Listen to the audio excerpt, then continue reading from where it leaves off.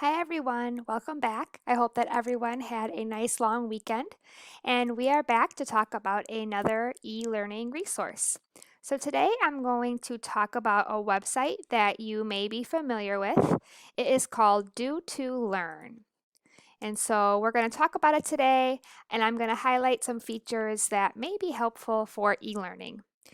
As you can already tell just from looking at the website, it has a lot of supports available. And we're not going to go over all of these today. I just want to highlight a couple that I found that might be helpful for e-learning, but I encourage you to look all over this site to see what might help your students, because this site has resources available for students with autism, for students with more intense disabilities, to students that have learning disabilities, and everywhere in between. So I'll just highlight a few things that I thought might be helpful for e-learning.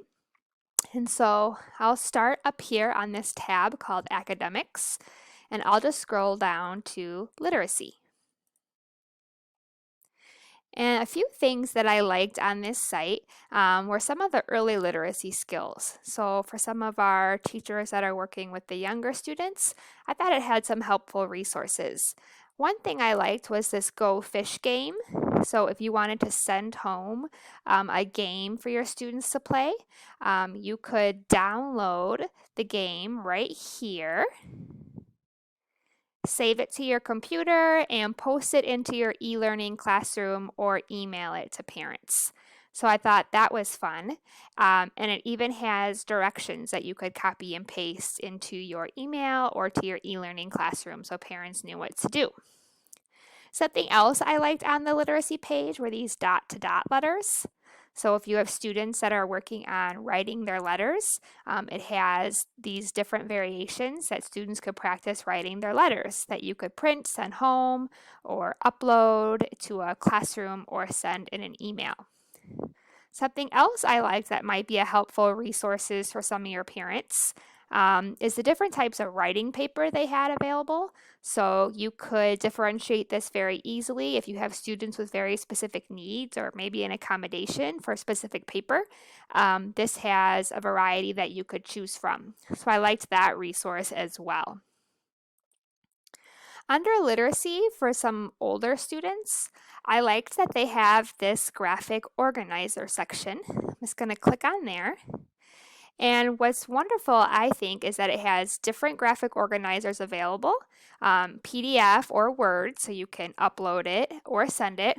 And what I really like is it has a completed one that could be used as an example. So let's say I wanted to use this story organizer with my students. I could post an example one.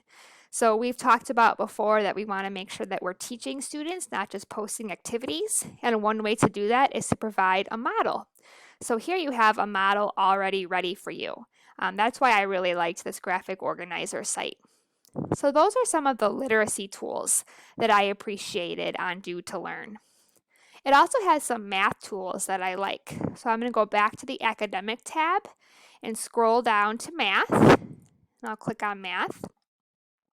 And again, I encourage you to look at a lot of the resources here, but a couple that I thought might be helpful are these visual aids. A lot of your students probably have accommodations for visual supports in their learning, so I thought these were great. So again, we have the dot-to-dot numbers if you have students that need supports while writing, a printable clock, and I also liked these printable math grids.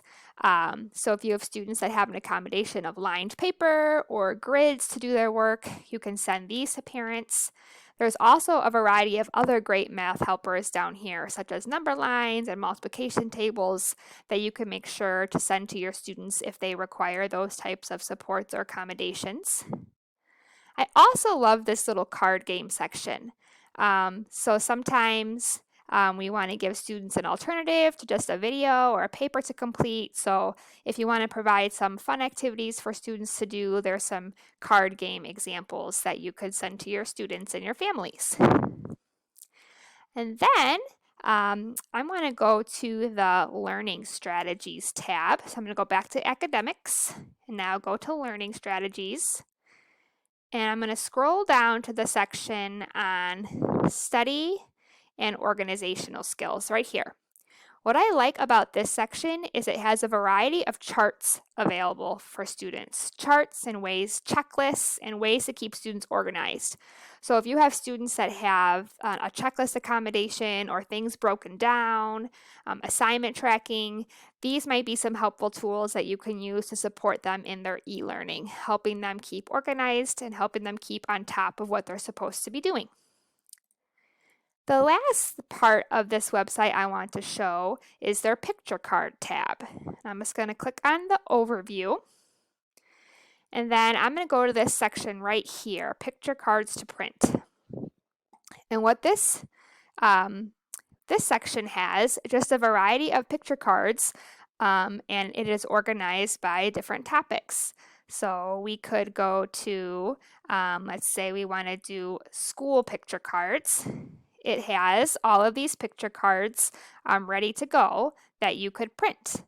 And what I think this is great for is that sometimes we have students that use picture cards in a variety of different ways. So some of your students might have a visual schedule that they need to have access to. So you could use these home cards and send them to parents so parents could maybe create a visual schedule at home. Or you can send an example of a visual schedule. The site has a lot of examples you could send. I also like picture cards if you have students that have sequencing goals, especially when it comes to self-help. They have a lot of task cards and picture cards that could be put in order.